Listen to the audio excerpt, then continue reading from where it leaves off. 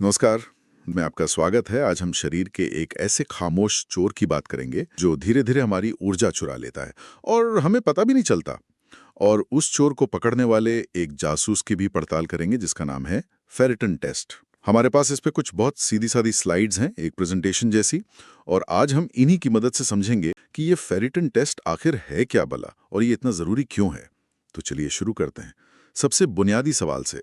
आखिर ये फेरिटन टेस्ट है क्या? ये सवाल ही मतलब पूरी कहानी की शुरुआत है।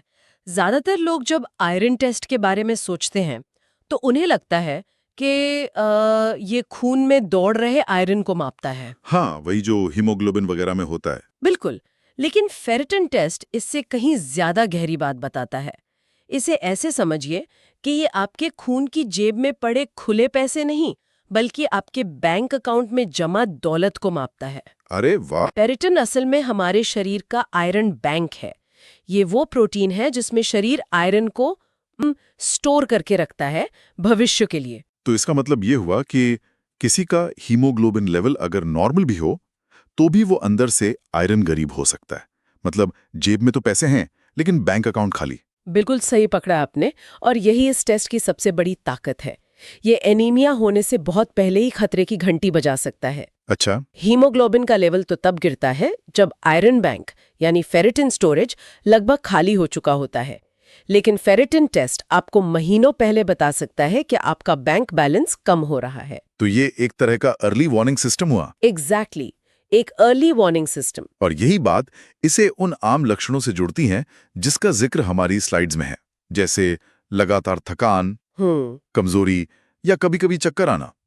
लोग अक्सर इसे स्ट्रेस मान लेते हैं। हाँ, या नींद की कमी। लेकिन हो सकता है असली वजह उनका खाली होता आयरन बैंक हो। तो फिर ये जासूस मतलब ये टेस्ट कब करवाना चाहिए? हमारे सोर्स में कुछ खास हालात बताए गए हैं। ये जैसे अगर किसी को ऐसी थकान हो रही है जो जो हफ्तों या महीनों से जा ही नहीं रही। आराम करने के बाद भी नहीं। हाँ, या फिर किसी की ब्लड रिपोर्ट में बार-बार हीमोग्लोबिन का स्तर बॉर्डर लाइन पर या कम आ रहा हो। और कुछ ऐसी बातें भी हैं जो पहली नजर में आयरन से जुड़ी नहीं लगती, जैसे बहुत ज्यादा बाल झड़ना, ये बहुत कॉमन है। या थोड़ा चलने पर ही सांस फूलना। और हाँ, अगर कोई पहले से आयरन की दवाइयां ले रहा है तो उसकी निगरानी के लिए भी। यहाँ जो बात समझने वाली है ना, वो ये है कि ये सारे लक्षण अलग अलग नहीं हैं। अच्छा। ये सब एक ही चेन की कड़ियां हैं। जब शरीर का आयरन बैंक खाली होने लगता है तो शरीर के पास अच्छी क्वालिटी के रेड ब्लड सेल्स बनाने के लिए कच्चा माल कम पड़ जाता है। कच्चा माल यानी आयरन? हाँ, आयरन। और रेड ब्लड सेल्स का काम क्या है? फेफड़ों से ऑक्सीजन उठाकर पूरे शरीर में पहुंचाना। जब ये सेल्स ही कमजोर होंगे तो ऑक्सीजन की सप्लाई घट जाएगी। और ऑक्सीजन की सप्लाई कम होने का मतलब है कि शरीर के इंजन में फ्यूल कम पहुंच रहा है, इसीलिए थकान और सांस फूलने लगती है। एकदम। और बालों के झड़ने की कहानी भी यहीं से जुड़ी है। वो कैसे? देखिए, जब शरीर में किसी जरूरी चीज की कमी होती है तो शरीर एक बहुत स्मार्ट मैनेजर की तरह काम करता है।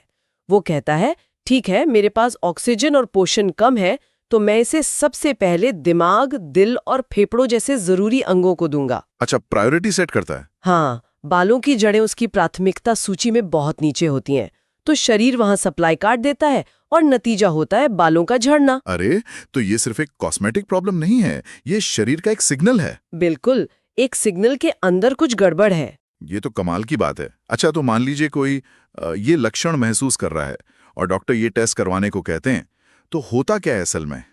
प्रक्रिया कैसी है इसकी? स्लाइड्स के मुताबिक इसके लिए बस खून का एक सीरम सैंपल लिया जाता है। जिस टेस्ट ट्यूब में सैंपल लेते हैं उसका ढक्कन पीला या लाल होता है। प्रक्रिया तो सीधी लगती है, पर क्या कोई खास तैयारी चाहिए, जैसे खाली पेट रहना? आमतौर पर फेरिटिन टेस्ट के लिए खाली पेट रहने की जरूरत नहीं होती। अच्छा। इसे दिन में कभी भी करवाया जा सकता है। लेकिन हाँ, ये हमेशा बेहतर होता है कि अपने डॉक्टर से पूछ लें, क्योंकि हो सकता है कि वो फेरिटिन के साथ कुछ और टेस्ट भी करवाना चाहें जिनके लिए फास्टिंग की जरूरत हो। सही बात है। प्रक्रिया तो वाकई बहुत सरल है, लेकिन इससे जो जानकारी मिलती है वो बहुत गहरी होती है। चलिए इसी गहरी जानकारी पर और बात करते हैं। हमने फेरिटिन को आयरन बैंक कहा, इसका असली काम क्या है? ये सिर्फ आयरन को पकड़कर बैठा रहता है? नहीं, ये सिर्फ एक बैंक नहीं, बल्कि एक बहुत ही होशियार बैंक मैनेजर है। Bank manager? हाँ, इसका पहला काम तो आयरन को स्टोर करना है, लेकिन दूसरा और शायद ज्यादा जरूरी काम है आयरन को सुरक्षित रखना। सुरक्षित किससे? देखिए, आयरन हमारे लिए अमृत भी है और जहर भी। अगर आयरन हमारे शरीर में यूं ही खुला घूमने लगे तो वो कोशिकाओं को नुकसान पहुंचा सकता है। उसे ऑक्सीडेटिव स्ट्रेस कहते हैं। फेरेटिन प्रोटीन एक खोखली गेंद जैसा होता है जो हजारों आयरन के एटम्स को अपने अंदर सुरक्षित बंद कर लेता है ताकि वो कोई शरारत न कर सकें। मतलब ये आयरन का बॉडीगार्ड भी है? बिल्कुल, ये आयरन का बॉडीगार्ड है। और जब भी शरीर को ऊर्जा बनाने या नए रेड ब्लड सेल्स बनाने के लिए आयरन चाहिए होता है तो ये मैनेजर उसे रिलीज कर देता है? हाँ, जरूरत के हिसाब से अपने वॉल्ट से आयरन निकालकर सप्लाई कर देता है। ये एक बहुत ही कंट्रोल्ड सिस्टम है। कमाल है। तो ये स्टोरेज टैंक, सेफ्टी वॉल्ट और स्मार्ट सप्लाई सिस्टम सब कुछ एक में ही है? सब कुछ एक में है। तो अब कहानी के सबसे दिलचस्प हिस्से पर आते हैं। रिपोर्ट आ गई। अब इन नंबरों का मतलब क्या है? मान लीजिए किसी का फेरेटिन लेवल कम आता है। सोर्स कहता है कि इसका सीधा मतलब है शरीर में आयरन की कमी, एनीमिया का खतरा और बहुत ज्यादा थकान। हाँ, और ये उस इंसान के लिए एक बहुत बड़ा आहा मोमेंट हो सकता है जो सालों से अपनी थकान की वजह नहीं समझ पा रहा था। कल्पना कीजिए एक महिला की जो ऑफिस और घर दोनों संभाल रही है। उसे हर समय थकान रहती है, बाल झड़ रहे हैं, ध्यान लगाने में मुश्किल होती है। हाँ, उसके बाकी सारे ब्लड टेस्ट नॉर्मल हैं। सब उसे यही कहते हैं कि तुम स्ट्रेस ज्यादा लेती हो या थोड़ा आराम कर लो। बिल्कुल। फिर एक दिन कोई समझदार डॉक्टर उसका फेरेटिन टेस्ट करवाता है और पता चलता है कि उसका लेवल 10 से भी कम है, जबकि नॉर्मल रेंज तो काफी ऊपर होती है। हाँ, 30-40 से ऊपर होनी चाहिए। उसका आयरन बैंक पूरी तरह दिवालिया हो चुका है। उस एक रिपोर्ट से उसे अपनी सारी समस्याओं की जड़ मिल जाती है। ये सिर्फ एक नंबर नहीं, ये एक जवाब है।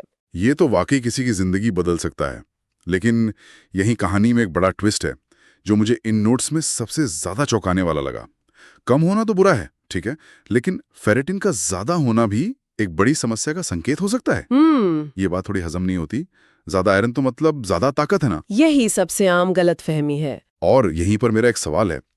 आजकल तो जैसे ही किसी को थकान होती है, लोग केमिस्ट से जाकर खुद ही आयरन की गोलियां ले लेते हैं। हाँ, बहुत होता है ऐसा। तो क्या ये कहना सही होगा कि बिना फेरेटिन टेस्ट के आयरन लेना खतरनाक भी हो सकता है? ये एक बहुत ही शानदार और जरूरी सवाल है और इसका जवाब है हाँ, ये खतरनाक हो सकता है। स्वास्थ्य के मामले में ज्यादा हमेशा बेहतर नहीं होता। अच्छा। अगर किसी का फेरेटिन लेवल पहले से ही ज्यादा है तो आयरन सप्लीमेंट्स लेना आग में घी डालने जैसा हो सकता है। हमारी स्लाइड्स बताती हैं कि बढ़े हुए फेरेटिन के कई कारण हो सकते हैं और उनमें से ज्यादातर का आयरन की अधिकता से सीधा संबंध नहीं होता। जैसे कि सोर्स में इन्फेक्शन और सूजन का जिक्र है। बिल्कुल। इसे समझने के लिए एक मजेदार एनालॉजी का इस्तेमाल करते हैं। सोचिए आपका शरीर एक देश है, ठीक है, और बाहर से कोई बैक्टीरिया या वायरस हमला कर देता है, यानी कोई इन्फेक्शन या सूजन होती है। इन दुश्मनों यानी बैक्टीरिया को भी बढ़ने के लिए लोहे यानी आयरन की जरूरत होती है। तो आपका शरीर जो कि एक स्मार्ट देश है, वो क्या करता है? वो अपनी रक्षा के लिए देश में मौजूद सारा लोहा बड़ी बड़ी तिजोरियों में बंद कर देता है ताकि दुश्मन उसे इस्तेमाल ना कर सके। एग्जैक्टली। और वो तिजोरी ही फेरेटिन है। बिल्कुल। तो जब शरीर में कोई इन्फेक्शन या सूजन होती है तो लिवर बहुत ज्यादा फेरेटिन बनाने लगता है और खून में मौजूद आयरन को उसमें बंद कर देता है। अच्छा। ऐसे में जब आप ब्लड टेस्ट करते हैं तो फेरेटिन का लेवल बहुत ज्यादा आता है, पर इसका मतलब ये नहीं कि शरीर में आयरन बहुत ज्यादा है। इसका मतलब है कि शरीर युद्ध की स्थिति में है। सही पकड़ा। इसे अक्यूट फेज रिएक्टेंट कहते हैं। तो बढ़ा हुआ फेरेटिन एक मामूली बुखार से लेकर किसी गंभीर बीमारी तक का संकेत हो सकता है। बाप रे, ये तो पूरी पहेली ही बदल देता है। और सोर्स में आयरन ओवरलोड का भी जिक्र था, वो क्या है? आयरन ओवरलोड एक अलग और गंभीर स्थिति है। ये हेमोक्रोमेटोसिस जैसी कुछ जेनेटिक बीमारियों में होता है जहां शरीर का सिस्टम खराब हो जाता है और वो जरूरत से ज्यादा आयरन सोखने लगता है, भले ही उसे जरूरत ना हो। ये फालतू आयरन फिर शरीर के अंगों, खासकर लिवर, दिल और पैंक्रियाज में जमा होने लगता है और धीरे धीरे उन्हें जहर की तरह नुकसान पहुंचाता है। और इन मामलों में भी फेरेटिन का लेवल बहुत बढ़ जाता होगा? हजारों में पहुंच सकता है। तो मतलब एक बढ़ा हुआ फेरेटिन लेवल एक सुराग है, लेकिन ये अपने आप में जवाब नहीं है।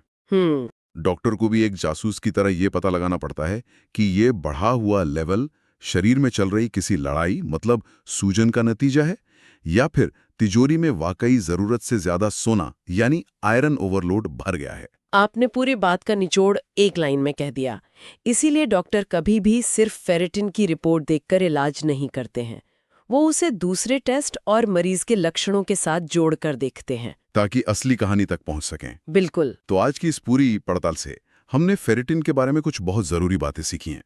पहली, ये सिर्फ एक आयरन टेस्ट नहीं, ये हमारे शरीर के आयरन बैंक का ऑडिट है। बिल्कुल सही। दूसरी, ये अनेमिया का एक ऐसा शुरुआती संकेतक है जो हमें समस्या के गंभीर होने से पहले ही जगा सकता है। और सबसे अहम बात, इसका कम होना और ज्यादा होना दोनों ही हमारे स्वास्थ्य की दो बिल्कुल अलग-अलग कहानियां सुनाते हैं। बिल्कुल। और इस चर्चा के अंत में मैं एक विचार छोड़ना चाहूंगी। ये फेरिटिन टेस्ट हमें सिर्फ आयरन के बारे में नहीं, बल्कि स्वास्थ्य को देखने के हमारे नजरिए के बारे में भी बहुत कुछ सिखाता है। हम अक्सर आसान जवाब चाहते हैं, एक लक्षण, एक गोली, एक इलाज। लेकिन ये टेस्ट हमें बताता है कि हमारा शरीर कहीं ज्यादा जटिल और बुद्धिमान है। सही बात है। एक ही नंबर फेरिटिन का मतलब ये भी हो सकता है कि आपका फ्यूल टैंक खाली है, और ये भी कि आपका घर जल रहा है। ये हमें प्रोत्साहित करता है कि हम सिर्फ एक लक्षण या एक नंबर पर अटकने के बजाय स्वास्थ्य की पूरी तस्वीर को समझने की कोशिश करें। कि शरीर जो संकेत दे रहा है उसे सही ढंग से सुने और समझे। बिल्कुल, बस उन्हें सही ढंग से सुनने की जरूरत है।